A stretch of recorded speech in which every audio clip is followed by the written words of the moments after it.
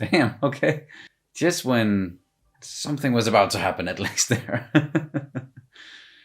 The person she found under the bed didn't get a real good look. It wasn't Carly, was it? No, I don't think so. Because it looked like the person had a little beard here or something. Or maybe it was just wrinkled up and just been there. The body's been there for a while. Whoever it was. Also, the person was blonde, right? Oh, I thought the hair was dark. Wow. We're just really being perceptive today. Well, I'm tired. What's your excuse? Forgetful. That was interesting, at least. What we're getting into there. And with that little mystery and investigation. Yeah. But we were definitely right in assuming that it was going to be about someone we know, a female character that we know already. And just from this first one, I think like the overall title, I know that there are like multiple titles for these Lost Girls OVAs, but this part one with the overall title, it could refer to both like this girl Kali, who is literally lost, no one can find her, missing, but I would say also Annie, and just where Annie is and maybe feeling kind of lost in this role that she's playing, and we had a little bit of flashback stuff going on, going back to her father, and then her thinking about what she has been doing and what she's about to do as well, because this is like right before the whole female Titan 57th expedition arc. And we also saw a bit more of the horrible scene there, or the horrible thing that she did, and well, I'm getting Rainer and Bertolt, they were there as well, that they did to Marco. But I think we're gonna see that scene play out fully at some point, perhaps. Yeah, maybe, yeah. But all right, Detective Annie is what we're getting right now. Got this, or doing a favor for her roommate.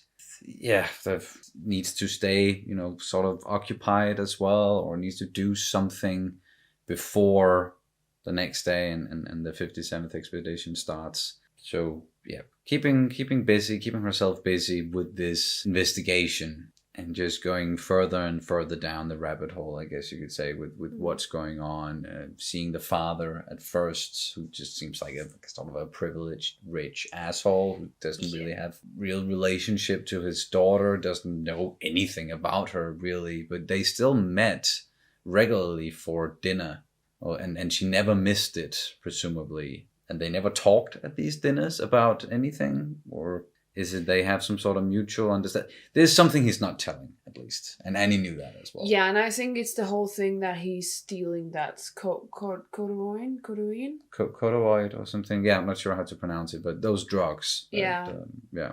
And if she's knowing, like if she knows about this, that's why she's so mad at the guys at the bar for actually taking that specific drug, because that's her father's business. Mm-hmm. She might not be feeling good about that, and if her boyfriend is in on it too, and maybe that's what she found out, and she was like, well, I need to get away from this. I need to this is not something I want to live off of, because we also knew that she was living off of the father's money, and he was in a tight spot at some point, but they always had money. So I definitely think it's like he's the one who's basically, he's doing something on the side. If it's the drugs or not, it seems very plausible right now. And then maybe her boyfriend was also in on it and she found out, and that's why she really acted out, because she was like, okay, my father is doing this shit on the side, and now I found out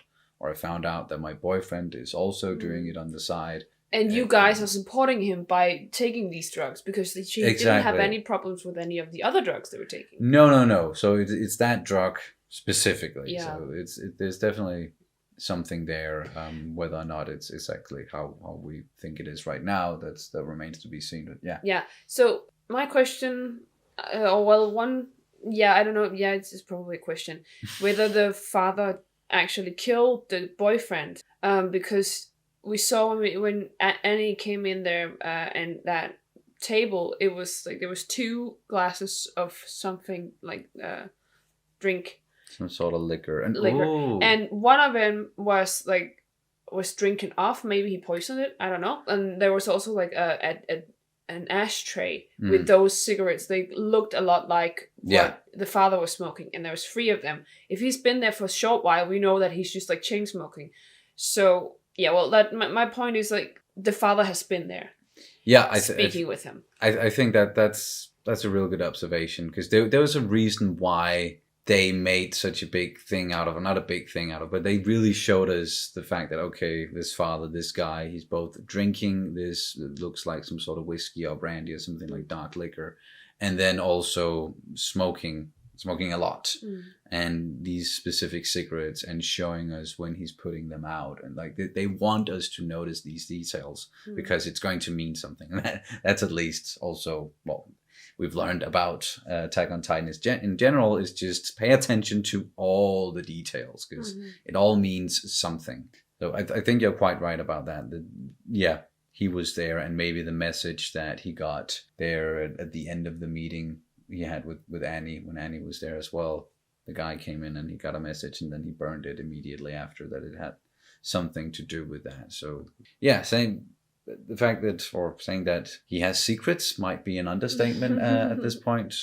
There's definitely a lot going on, and I'm also expecting for the mystery to kind of really open up here in the second part, in the second episode. But we're not gonna watch the 3rd episode, so I think that's the resolution to this whole thing.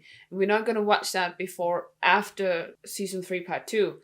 Season 3 part 1. Sorry. Yeah. So it's gonna be a while before we get the end of it. Maybe because these first 2 Lost Girls OVAs are called Wall Sina Goodbye, or Goodbye Wall Sina Part 1 and 2, and then the 3rd one is called something new, something different. So it might not be that closely related, and we might get some sort of resolution in this next one, at least when it comes to this investigation thing that Annie's got going on. But we'll see. I'm intrigued about it, at least. And whoever she's gonna run into now when she's running out the door, and some people were yelling, it was like, oh, something's about to happen, and to be continued, which is also something that Attack on Titan does a lot. But do you have anything else you want to add to the teeny tiny thing? Yeah, we got some flashbacks. Oh yeah, of course. Like Annie's past. Yes. Very past. We met her father, or met. We saw him and we heard a few words from him. It's like the way that he's just said, like, he straight out said, you're bred to do this. You're bred to be a fighter. The only reason you're here in this world right now is for this. Fulfill this mission. Yeah. And it's so tragic. Like, these kids, like Rainer and Bertolt and Annie, these 3 people we know is on that side of the fence, at least. It's so freaking tragic that people would basically indoctrinate and, raise these people, brainwash them into becoming like murderers, and this whole thing with like, yeah, you have to bloody your hands because you're serving a purpose. Yeah. The way that if you're just, like, you must be so afraid of failure because there's nothing left for you if you fail the mission, because you've been bred to do this. You've been put into this world to do this one thing, or whatever happened. But yeah, that's the sentiment, at least from her father's side. Also be why she was crying when they took Eren away, because she was feeling so much guilt because she failed the mission. Yeah, and she was so close. She had him. She would finally say, mission accomplished. My entire life goal. Yeah. Which fucking sucks. It was almost over, and then I lost it. Yeah. And like, I think that she not only encapsulated herself to keep the secrets, but might also have just been out of a part of it could have been like it's just pure shame, and this whole like notion of, well, I failed, so I'm just gonna go cocooning. Like, yeah, I'm gonna. I think a lot of us have this.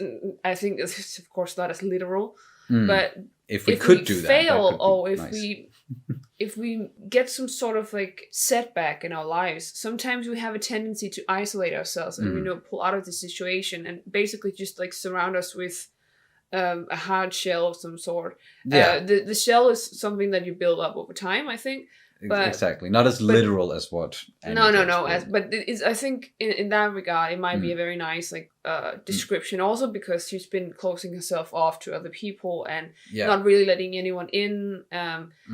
We know that it's a little bit different, perhaps for Rainer and Bertolt. They were a little bit more engaging. But Annie has been very like she's very secluded and has been very reserved and.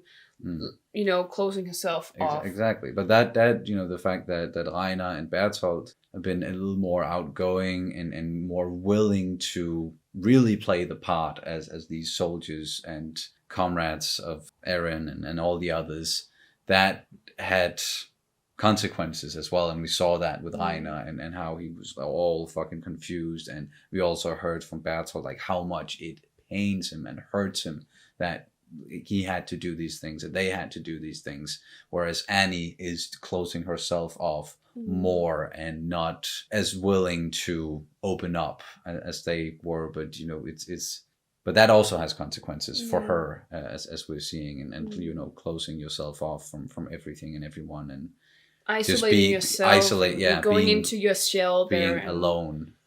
That'll do something to your mental state as well. So it's really tragic with these characters, but I like that we are getting to know them more and more, and even just jumping back in time here with Annie and seeing what she did leading up to the 57th expedition. And it's not like it's justifying her action.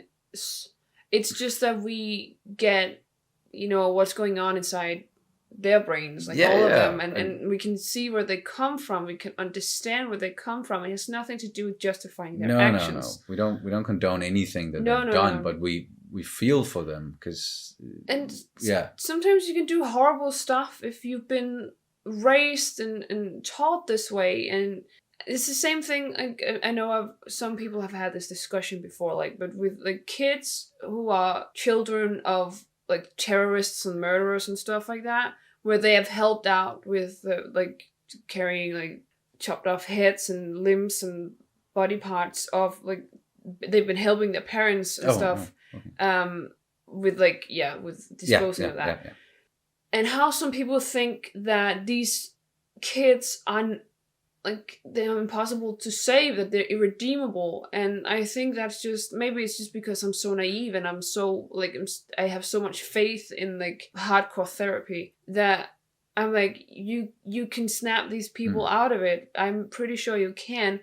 It's just about, approaching it right and giving them space. I would never give up on children. I would never, even if they had such a hard time being raised by psychopaths or murderers or terrorists or whatever, I would always give them the benefit of the doubt and believe in change. Yeah, believe in rehabilitation and not just punishing someone because giving up on them. That's what they grew up with and you can't save them and yada yada yada. Yeah, so it's the same sentiment here with Annie and then also Rainer and Bertolt and where they come from, what they've had to do. We still need some more information about all of it, of course, but that's at least from where we're standing right now, what it looks like for them and just knowing them as characters at this point as well. So not exactly a teeny tiny thing anyway, but I know. I delved into psychology stuff. So. It snowballs from there. I get it. But that's going to do it for this reaction and review of Attack on Titan, OVA Lost Girls Part 1. I'm not quite sure how to, if I should say the entire title or not, but yeah. Thank you guys so much for watching as always, and we'll see you very soon. Bye. Bye.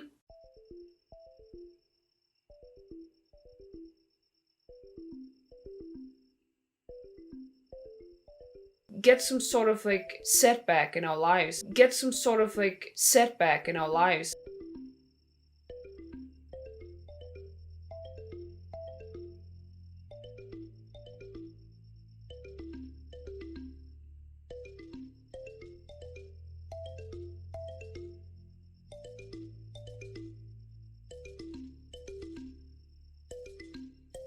get some sort of like setback in our lives.